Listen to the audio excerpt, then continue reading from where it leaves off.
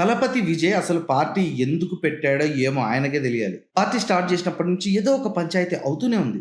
Party start చేసిన కొత్తలో meetings లో చాలా మంది ఆయన అభిమానులు చనిపోయారు. ఆ తర్వాత ఆయన భార్యకి ఆయనకు మధ్య ఇష్యూస్ వచ్చాయి. ఓకే, అదైతే వాళ్ళ ఫ్యామిలీ ఇష్యూ, దాని గురించి మనం మాట్లాడకూడదు. బట్ ఇప్పుడు ఒక అనవసరమైన ఇష్యూ విజయ్ గారి తలకు చుట్టుకుంది. ఫస్ట్ ఆఫ్ ఆల్ ఇప్పుడు పాలిటిక్స్ లోకి ఒకరు వెళ్తున్నారంటే వాళ్ళ లీడర్స్ ని వాళ్ళు పొగుడుకోవడం సహజం. ఇంకా ఒక స్టెప్ దాటి వెళ్తే పక్క లీడర్స్ గురించి మాట్లాడడం కూడా ఓకే, నో ప్రాబ్లం. కానీ రాజకీయాలకు అసలు సంబంధం లేకుండా ఉన్న ఒక పెద్ద స్టార్ గురించి పిచ్చి పిచ్చి మాటలు మాట్లాడడం కరెక్ట్ కాదు. అది కూడా చిన్న స్టార్ కాదు, ఇండియా మొత్తం రెస్పెక్ట్ ఇచ్చే రేంజ్ స్టార్ ఆయన, రజనీకాంత్ గారు. టీవీకే పార్టీకి సంబంధించిన ఆదవ్ అర్జున అనే ఒక వ్యక్తి రజనీకాంత్ గురించి పిచ్చి పిచ్చి కామెంట్స్ అన్ని చేశారు.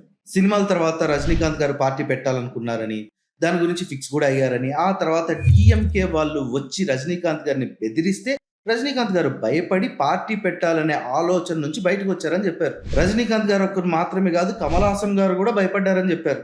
ఇంతమంది భయపడినా కూడా విజయ్ భయపడలేదు అని మీనింగ్ వచ్చేలా మాట్లాడారు. అయ్యా, ఫస్ట్ ఆఫ్ ఆల్ మీ నాయకుడి గురించి మీరు ఏమైనా పొగుడుకోండి, మాకు సంబంధం లేదు.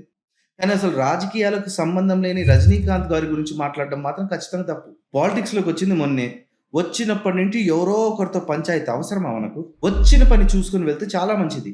బట్ ఇలాగే కంటిన్యూ చేస్తే మాత్రం చాలా కష్టం.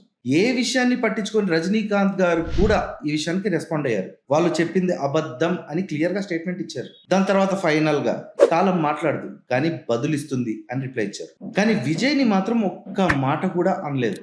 అది ఆయన సంస్కారం. అర్థమైందా రాజా?